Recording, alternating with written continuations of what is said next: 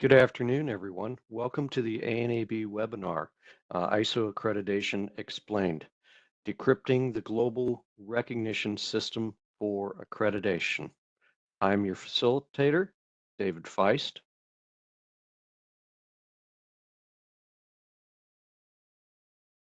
Warren, you have control. Can you advance the slide one page? Thank you. The logistics that we have is that as you enter into this webinar, all attendees are muted. You will have the ability to submit any questions in the Q&A box. Please feel free to do so. We will pass those along to our presenter, Warren Merkel. Warren, can you advance one page? We'd like to tell you a little bit about Warren. We're very fortunate to have him as our presenter today. Warren is the ANAB Vice President of Policy. He's been with us a number of months. He previously was at NIST, the National Institute of Standards and Technology, as the Chief of Standards Services, advising government agencies on standards and conformity assessment.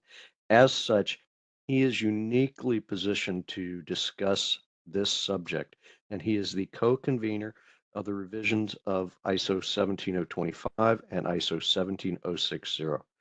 All right, so I welcome our presenter, Warren. Please proceed. Thanks so much, David. I appreciate the introduction, and I appreciate that we have so many participants here today. I'm really looking forward to talking to all of you about this system that's evolved over time to address the needs for recognizing accreditation and conformity assessment.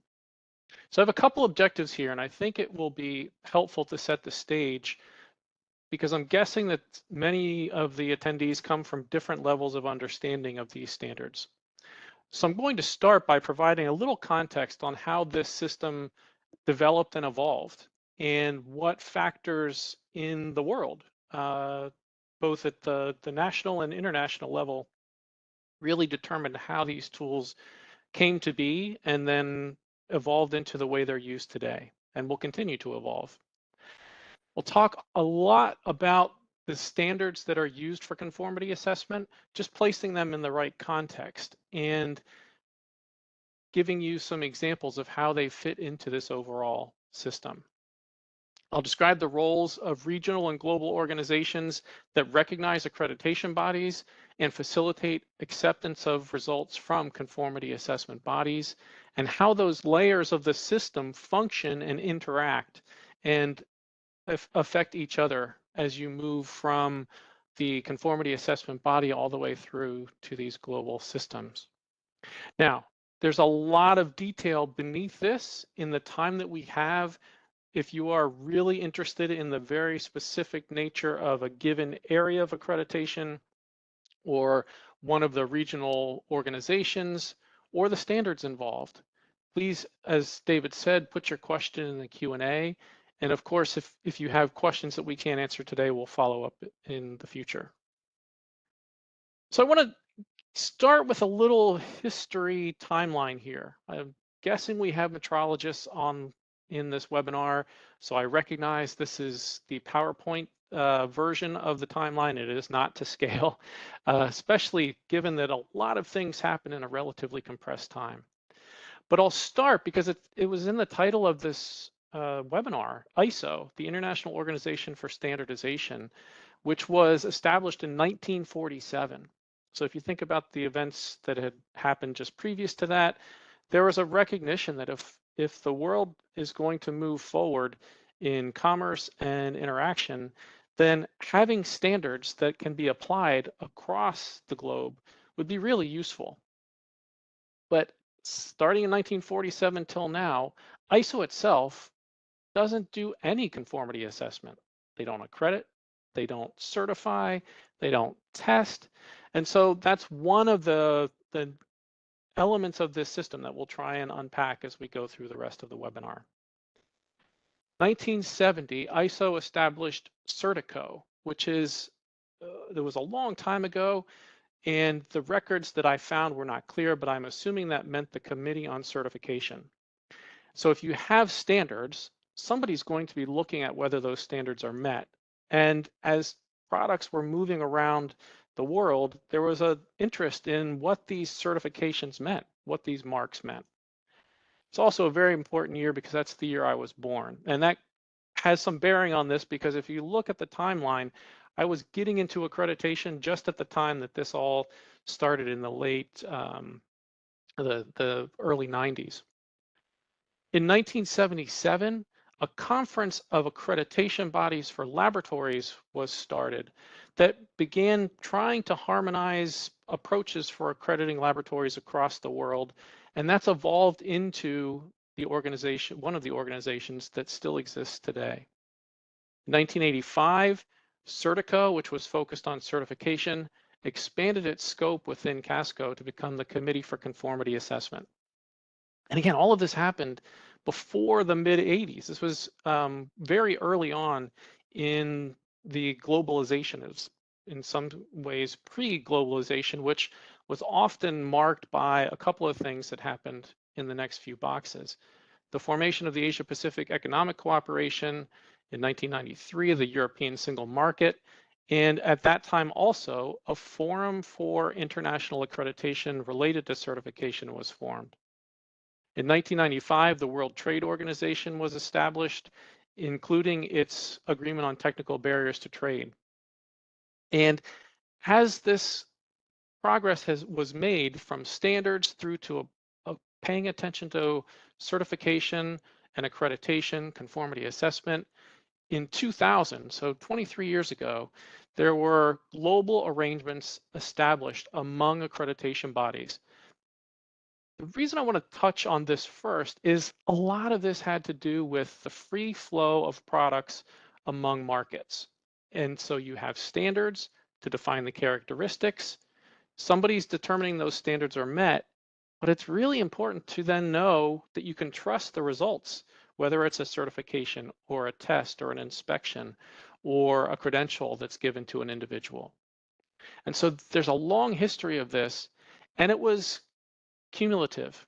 There was no grand plan to establish a global system for accreditation recognition. It just evolved to meet the needs as the world economies advanced and as there were new applications for these standards and practices.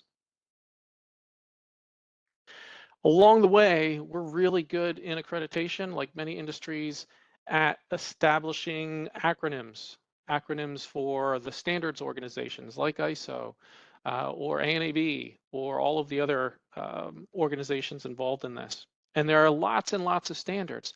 ISO publishes thousands of standards, and we're only really going to focus on a subset of those standards as we talk about accreditation and that system. But regardless of all of the acronyms, all of the systems that have been established, the key to all of what we do in accreditation and these global recognition processes is to ensure that stakeholders can have confidence that if they need a standard to be met, they can trust the outcomes and information that are provided to demonstrate that conformity with the requirements that they need. And so as this evolution that I talked about through the development of these different organizations and processes, globalization came along and drove really the need for that confidence, not just to be at the local level or the national level or even the regional level. It now has to be trusted across borders. And that kind of global trust took time, decades of interaction among all of the different stakeholders and establishing all of the requirements and practices that we'll talk about today. But as these processes evolved, it became complicated with layers. And so in each layer, I'll break down the role and function of each of the types of organization and what functions they accomplish through that process. Now, there's some terminology that's specific to conformity assessment in this space, and I want to make sure that these terms are defined here a little bit based on the ISO IEC 17000 terminology, conformity assessment terminology document. So we're going to start at the basis for this. A specified requirement is just a need or expectation that's stated.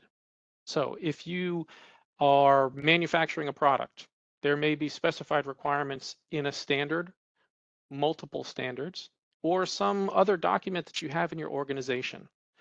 But at the core of conformity assessment, all the way through to the global recognition, are these specified requirements. If you're more interested in how that conformity assessment process works, I recommend looking at last month's webinar on conformity assessment that is on our website. The recording is there. So conformity assessment is just demonstrating that those requirements are fulfilled. And so in the terminology that we're using within the structure that we're going to talk about, that conformity assessment could be testing, inspection, validation or verification, certification of products, persons, management systems, or accreditation. And so we'll talk about how all of those different pieces fit together. The object of conformity assessment is the entity that those specified requirements apply to.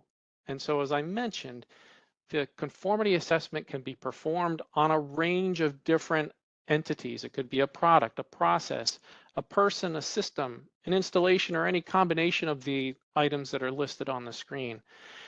The point here is that there are specified requirements. Those requirements apply to this object, and some organization, some entity, some person is going to determine that those requirements are met. That entity is a conformity assessment body unless it's performing accreditation. Accreditation body is a special organization within this structure because it's got an authority to perform accreditation and determine the competence of conformity assessment bodies. There are different ways to determine that requirements are met.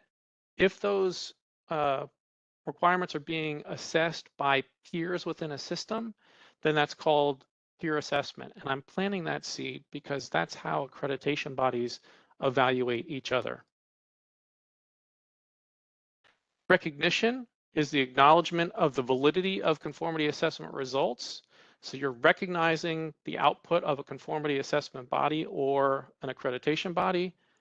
And then finally, the last term that comes up throughout the webinar is a multilateral arrangement. And again, it's where two or more parties recognize each other's or accept each other's conformity assessment results. Now, I know we're already diving right into the language of this code that I'm supposed to be decrypting. And so I just wanted to make sure that we're coming from the same place with the terminology, and I'll refer back to these terms as we go through the rest of the webinar. There's an object, it's got requirements. A conformity assessment body is doing determination that those requirements are met and may also be doing some attestation to the market or to customers about that conformity. An accreditation body can look at the conformity assessment body. Peer assessment can happen among the different bodies within the system. And then finally, if there's a need for recognition of all of those outcomes of conformity assessment, one of the mechanisms that can be used is a multilateral arrangement.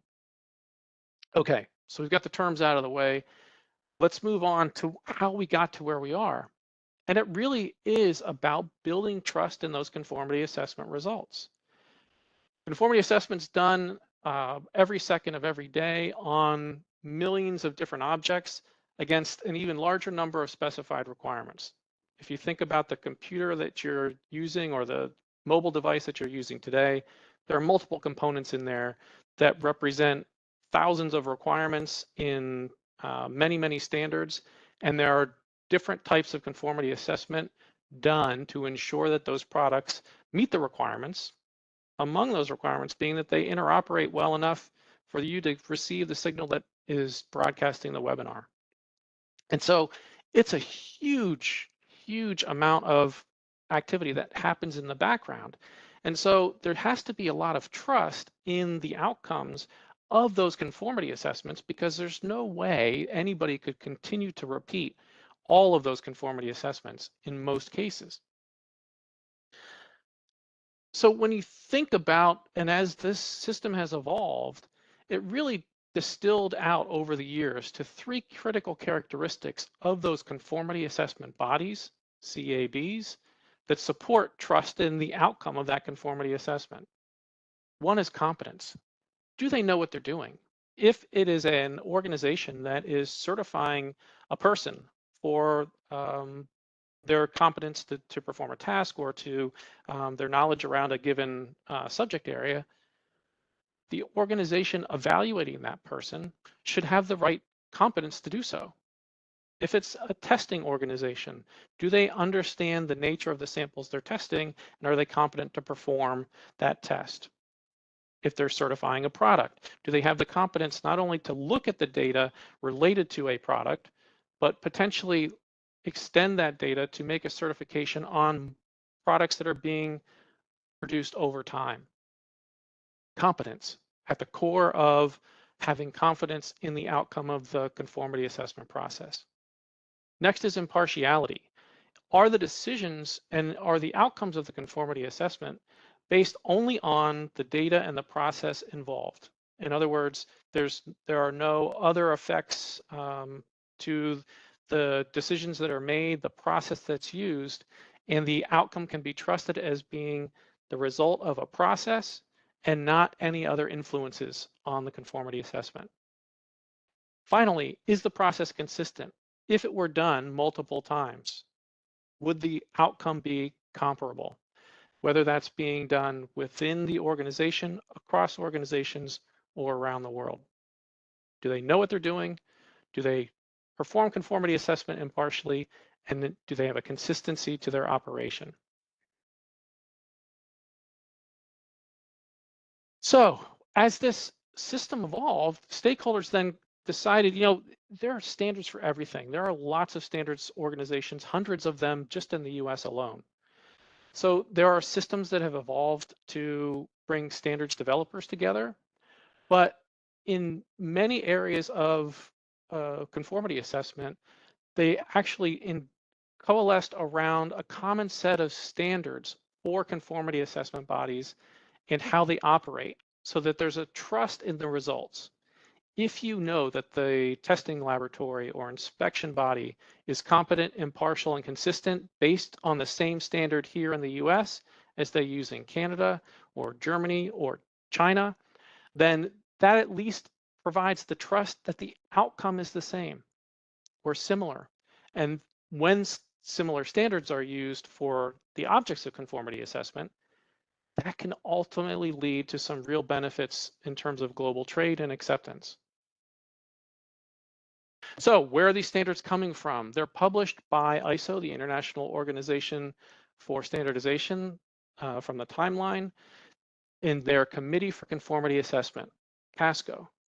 So we don't have time to go through the whole ISO structure, but CASCO is that organization that publishes the standards that we use for accreditation of conformity assessment bodies and conformity assessment body acceptance outside the accreditation system.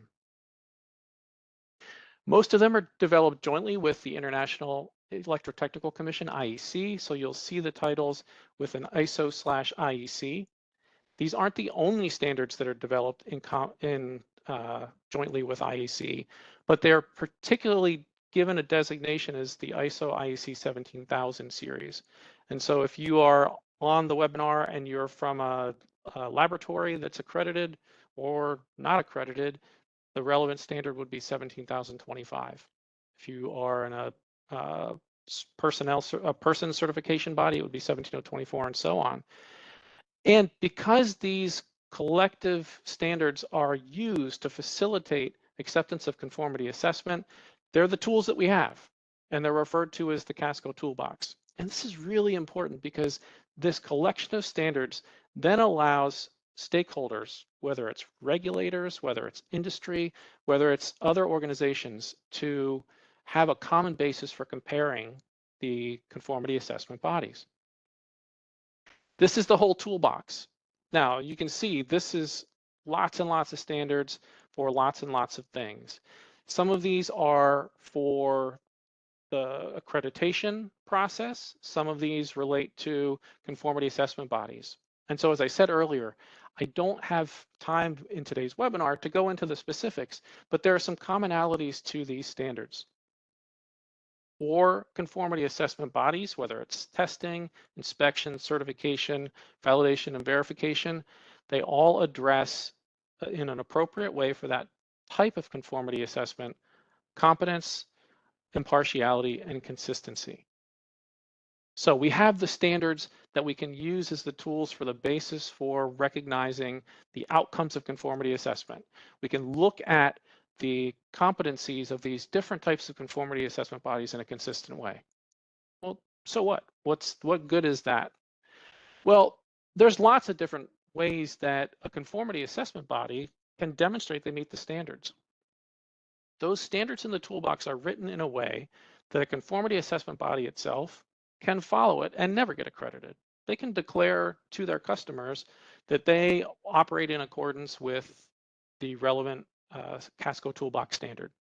So if it's an inspection body, they can get ISO IEC 17020, assess themselves against that standard, and declare to their customers they meet the requirements. And that's a perfectly valid use of that ISO standard.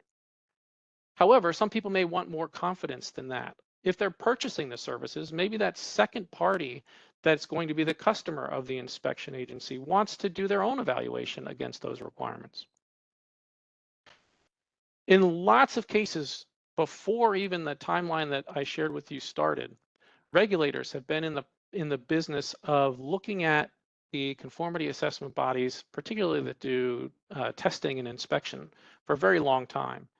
They may want to have confidence that a conformity assessment body can be used to test products that they regulate, or inspect products that are coming into the country, or certify products for their safety. So regulators can have a role in evaluating conformity assessment bodies. We mentioned peer evaluation, and that's a whole different subject for peer evaluation of conformity assessment bodies in a different global system. That could be another webinar. What we're focusing on today is when that recognition of the conformity assessment body's competence, the evaluation of their competence, impartiality, and consistent operation is done by an independent third party with the authority to do so, and that's an accreditation body. So recognize there's a whole lot of conformity assessment that happens in the US and abroad that's not necessarily subject to accreditation. However, we're going to focus on that because that's the system that's evolved to make it easier for purchasers of conformity assessment services or regulators or peers to accept the competence, impartiality, and consistent operation of conformity assessment bodies without having to do that themselves. So how does that work? The accreditation body is also operating against one of those Casco standards. And so regulators, private sector organizations, or regional cooperation bodies may be evaluating the accreditation bodies.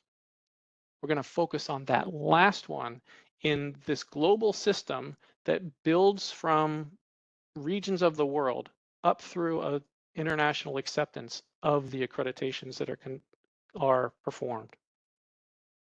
And so when we look at how this system has evolved, it started regionally and eventually developed into global arrangements among accreditation bodies to facilitate the acceptance of conformity assessment and ultimately minimize the need to do conformity assessment more than once.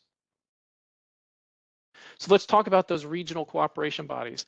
The purpose is to manage the mutual recognition arrangements among the accreditation bodies and perform peer evaluations. So how do they do that? What's it all about? If you are on the webinar and you are in a conformity assessment body that's accredited, you know that your accreditation body comes and assesses you periodically to ensure that you continue to meet relevant requirements. These regional cooperation bodies are evaluating accreditation bodies in a very similar process. Trained evaluators who have expertise in accreditation and technical areas covered by the accreditation body will come into the accreditation body and evaluate how they accredit. If that accreditation body successfully completes that peer evaluation, has been demonstrated to meet the relevant requirements, and is accepted into the arrangement, they sign a mutual recognition arrangement among those ABs in the region.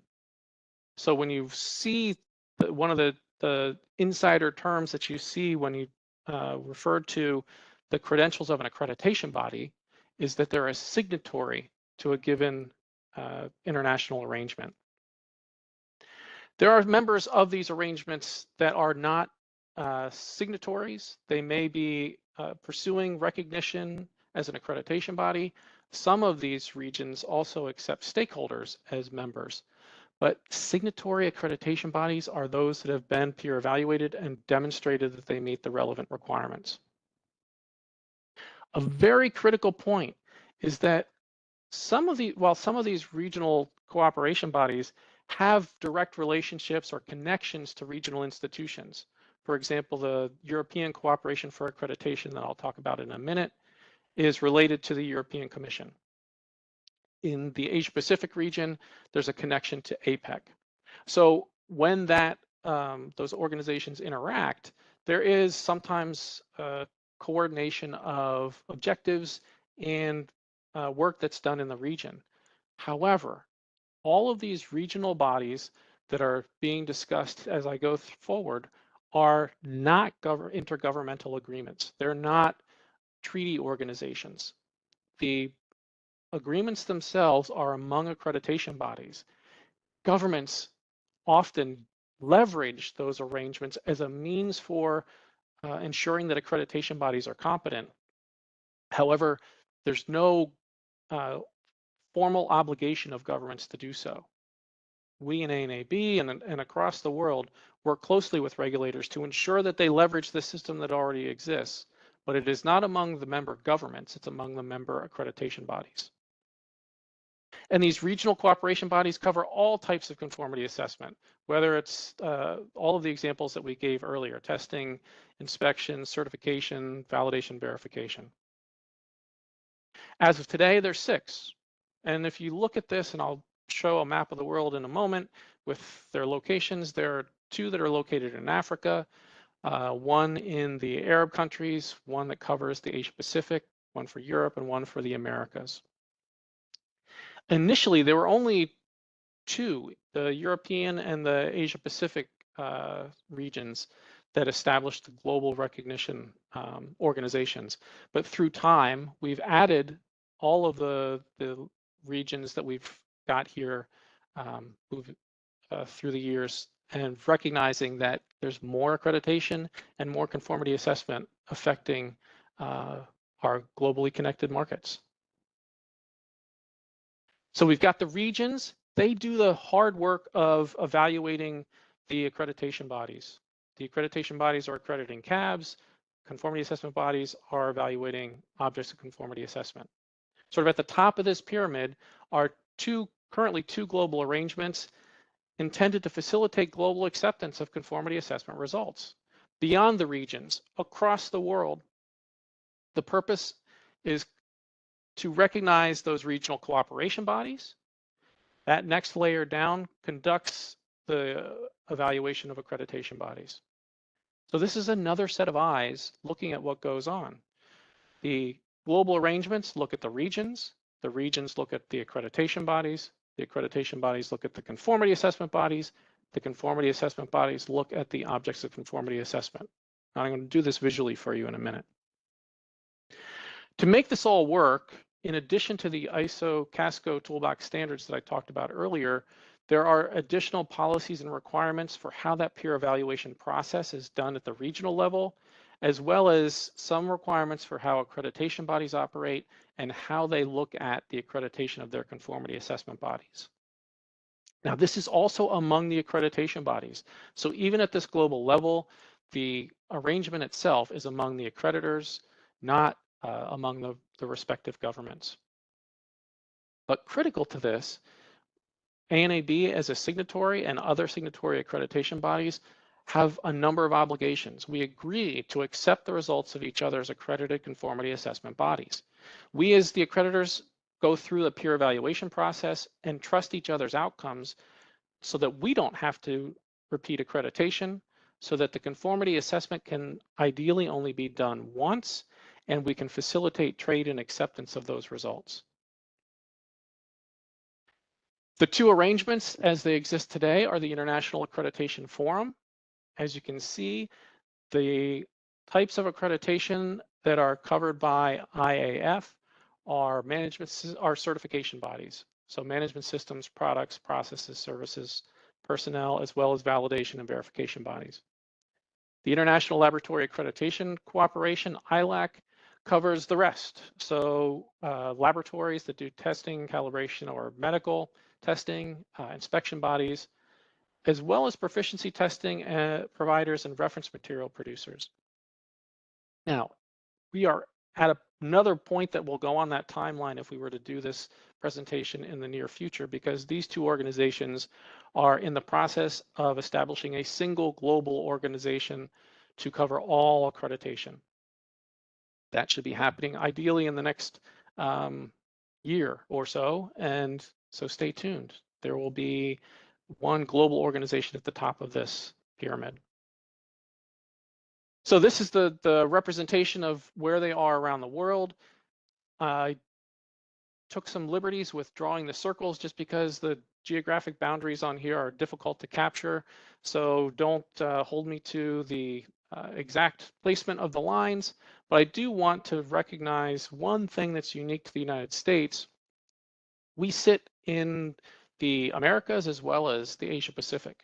And so that overlap in the rings for APAC, the Asia Pacific Accreditation Cooperation, and the IAAC, that's intentional because that means that indicates that there are some accreditation bodies in the US that are participants in both regions and are going through joint evaluations to get their recognition to be part of the global ILAC and IAF arrangements.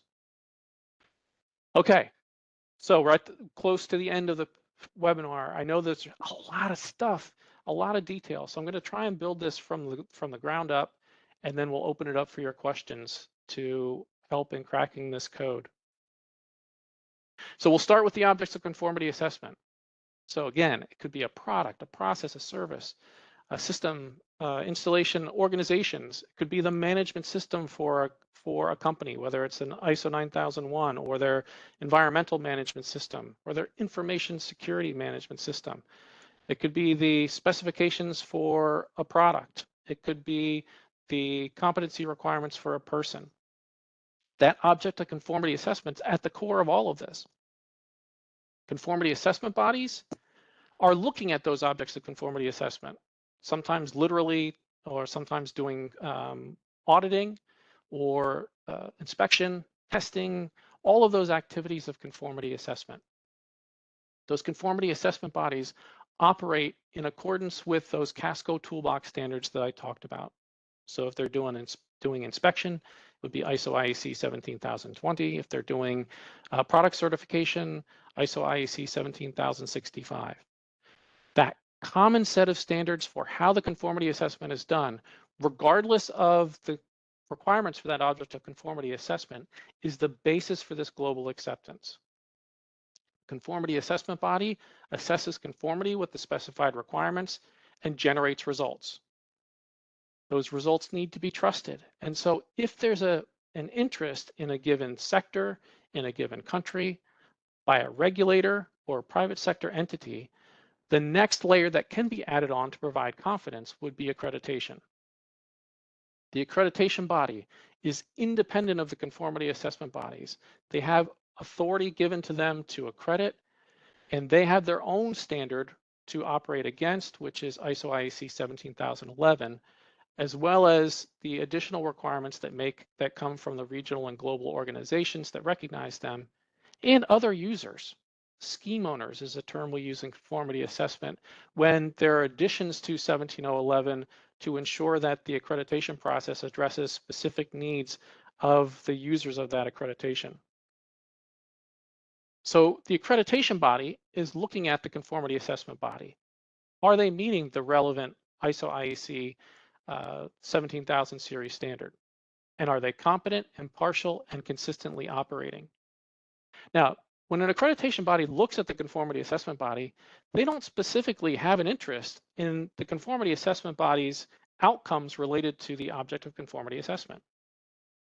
If an accreditation body is assessing a test lab, they don't really have any interest in whether or not a particular test passes or fails, where the results land. What the accreditation body is looking at is whether that test was done competently and what systems are in place to ensure that the conformity assessment is impartial and does their conformity assessment consistently. So the accreditation body watches the CAB. The CAB is evaluating the object of conformity assessment. At the next level up are the regional cooperation bodies. We talked about them earlier. They operate in accordance with requirements from the global organizations. They conduct a peer evaluation of the accreditation body. They're looking at the accreditation body's competence, impartiality, and consistent operation, but their interest is a little different. These regional cooperations are among accreditors, and so they need to trust the outcomes of the accreditation body's decisions. If you're evaluating your peer in the Asia Pacific region, would you come to a similar conclusion on the competence of the conformity assessment body that accreditation body that you're evaluating is the decision that they would reach? So this is part of a process of evaluation. So the regional cooperation bodies will come and evaluate the accreditation body. Part of that is watching them assess the conformity assessment body, and part of that would be witnessing how the conformity assessment body does conformity assessment. Now, when these evaluations happen, there are big teams, and this becomes multiple levels of people watching other people, each of them with their own specific objectives. The peer evaluators don't necessarily need to have any interest in the conformity assessment body and their competence. So in other words, if I'm evaluating an accreditation body, they're doing an initial assessment of a conformity assessment body, there may be multiple issues in their conformity with the requirements. However, I'm interested in the process the accreditation body uses to identify those issues and then ultimately evaluate whether the corrective actions put in place are appropriate. So the regional cooperation bodies evaluate the accreditors. The accreditors assess and accredit the conformity assessment bodies who are looking at the objects of conformity assessment. Now that's happening in different parts of the world. To make it all fit together, at the top of the pyramid are these global arrangements, IAF and ILAC. They have their own requirements, and that's a last set of eyes. They watch how the regions perform their evaluations of the accreditors. And so in a single evaluation, you could have multiple people watching all of these different levels. One of the first experiences I had, I worked for an accreditation body. I was witnessing the assessment of a laboratory. The laboratory was calibrating thermometers. There was somebody watching me from the Asia Pacific, watching my assessor assess the conformity assessment body as they calibrated. There was somebody from the global arrangement watching the person from the Asia Pacific region, watching me, watching the assessor, watching the calibration being done. That seems like an awful lot of investment, but think about the critical nature of conformity assessment and results, and you'll recognize that particularly in areas where products are of a high level of risk and where there's significant costs involved in the trade of those products and the need for them to be meeting the requirements across the globe, you can see how this system becomes really important in providing that level of confidence. So I'm going to wrap up with a couple of different pieces of information. First, this is showing you that we have multiple accreditation bodies in the US that fit into that puzzle of regional and global organizations differently. Some are only involved in testing or the kind of conformity assessment that's covered by ILAC. Some only do conformity assessment that's covered by IAF, and ANAB and others are involved in multiple across the different organizations. Okay, last slide. Why do we do all this? And it really, as I started out, it was because there was a need to develop trust and acceptance of conformity assessment around the world. If you're going to be exporting a product to multiple countries, you don't want to have to test it multiple times. You'd ultimately like to have it tested or certified here in the US and have it accepted all over. If you are operating a management system in accordance with ISO 9001, it's much more beneficial to have that evaluated, assessed, audited once, have that certification of your management system accepted around the globe. If these systems work properly, then it minimizes the need for repeating that conformity assessment. You don't have to do it in every country because there's this global system of acceptance among the accreditation bodies and the related stakeholders. And that can and should facilitate trade. It reduces the cost associated with the conformity assessment, the cost of the goods, and then allows for that trade of products, processes, and services without having to do more conformity assessment. One of the key ways that we use these arrangements is to leverage that infrastructure for both governments and private sector organizations. Think about all of the work that went into those various steps in that last slide and the different layers. If organizations in government or the private sector want to have confidence in conformity assessment, they can rely on use of those arrangements to ensure that accreditation bodies are competent and that they can trust the conformity assessment results from the accredited conformity assessment bodies. They may specify in regulation or in contractual documents that the conformity assessment results have to come from a conformity assessment body that's accredited by a signatory to the relevant arrangements. That brings with it all of that infrastructure and then allows those entities to perhaps focus on additional specific issues that they may have in regulating a product or ensuring that the objects of conformity assessment that they're procuring are meeting their specific needs. Another benefit is that it's created a global community for conformity assessment and accreditation. So as needs change, as the products and services that are being developed evolve so rapidly as they are today, that the accreditation community, the conformity assessment bodies that are part of that system are able to interact and ensure that the organizations are meeting those changing needs and that the standards for the operation of conformity assessment bodies and accreditation bodies is evolving. And then finally, this is just one part of the global quality infrastructure that engages in developing standards in areas of technical measurement, providing the traceable metrology that supports the comparability of those measurements to ensure ultimately that we're supporting health, safety, and environment and the quality of life. That's why I've made most of my career doing accreditation, because it really has an impact. And even though it's very complicated and the use of the standards is something that is not always transparent, the systems that have been put in place have allowed for just tremendous innovation and interoperability of systems around the world, allowing for us to have the economic benefits that we have seen over the last several decades and come together as a community and overcome challenges like the pandemic and other global challenges that we see. With that, I'll stop talking for a minute, and David, I'll pass it back to you. Thank you, Warren. I appreciate that. There have been a number of questions that have come up in the chat, and what we'd like you to know is that this webinar is being recorded. It will be available for you to access after this webinar is over. Warren, there are several questions directed towards you. The first is, can an accreditation body have a global agreement directly or does it always have to first have an agreement through regional cooperations?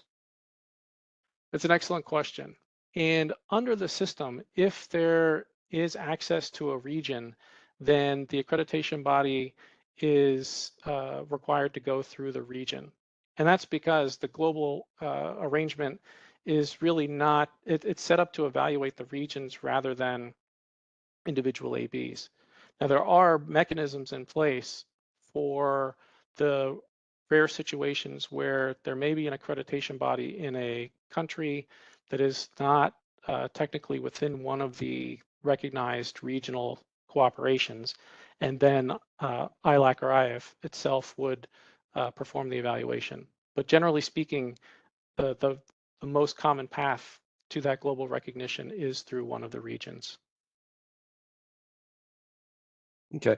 Another question, Warren, is I'm at a CRO. I would like to know what ISO certification a CRO can apply for since we are only doing research projects.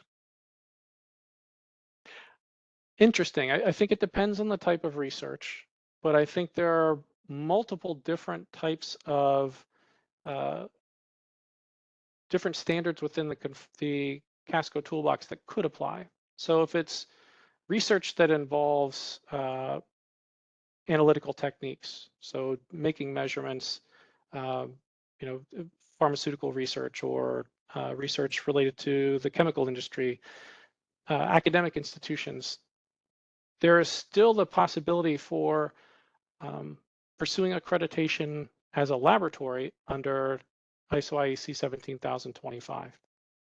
Now, if you have different systems in place within your organization, you may also pursue certification of your management system to an appropriate ISO management system standard. ISO 9001 can be applied in a number of different settings, as well as if you're looking at information security or the environmental impact of your organization, those management system certifications might also be relevant. And if the individual wants to follow up specifically, I think it really would depend on the type of research and the type of environment of the organization, and we'd be happy to provide more information on that. Thank you, Warren. There's another question.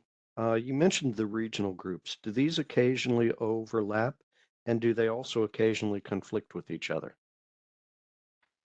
That's a very interesting question. So the overlap can occur in membership. I had mentioned that in the United States, we have um, accreditation bodies that participate both in the Asia Pacific region as well as the Inter-American region. And so when that happens, the evaluations are performed jointly. And because both of the regions are implementing recognition processes based on the requirements that are established at the global level, so by ILAC and IAF, the two evaluation processes are similar. They may not be identical. There should not be a situation where there would be conflicting practices between the two.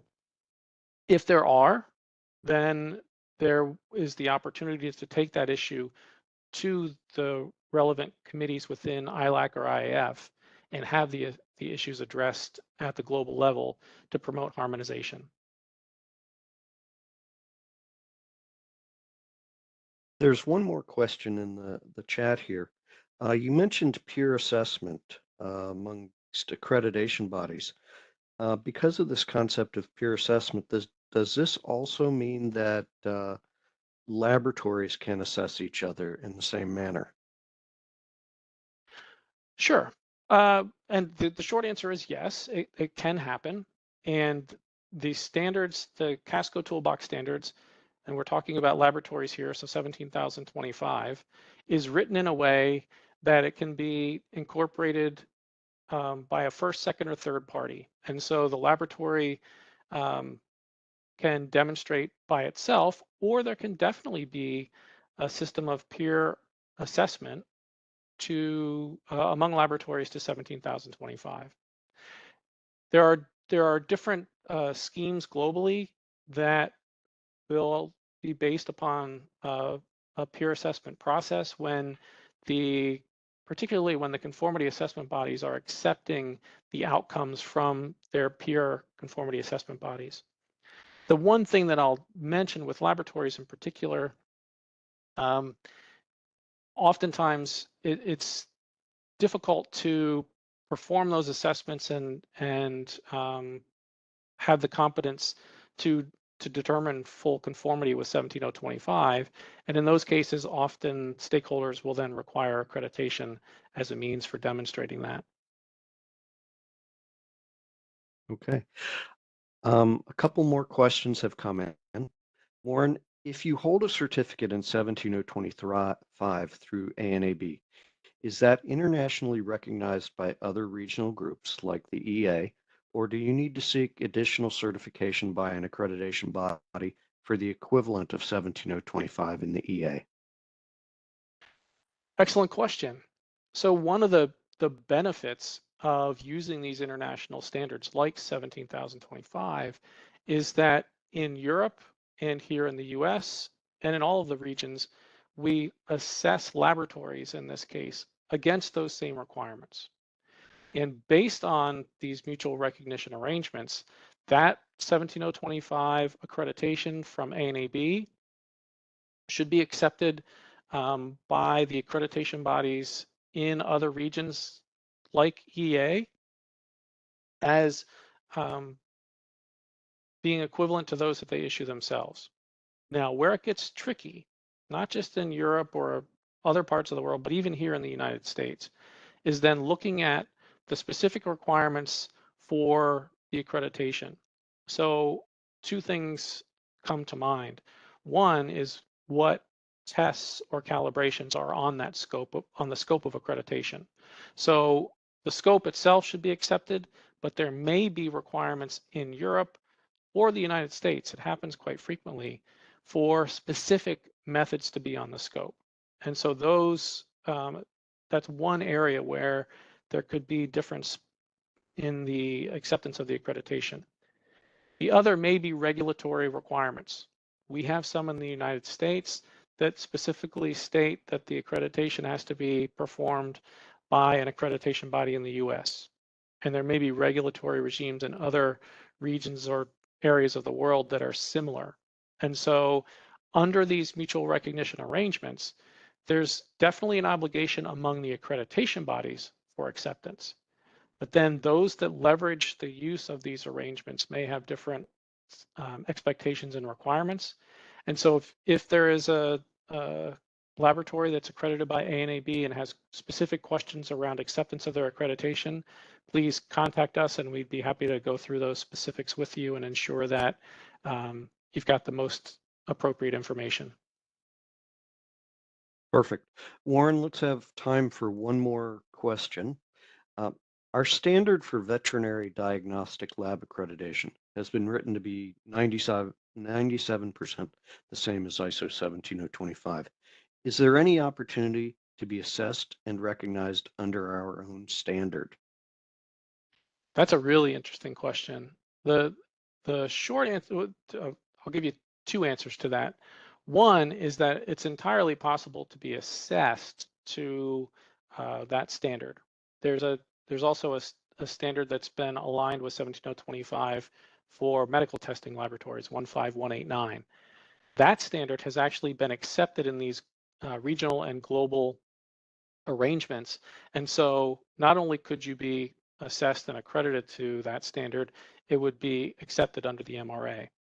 I'm not familiar with the veterinary diagnostic standard, but I'm pretty certain it has not been included at this stage in any of these regional or global arrangements.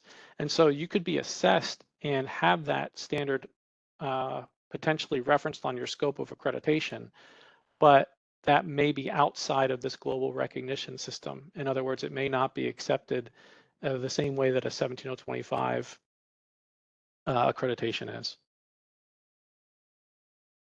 Okay.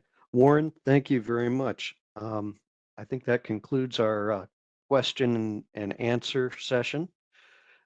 If you have questions, there you can send them to myself, David Feist, dfeist@anab.org.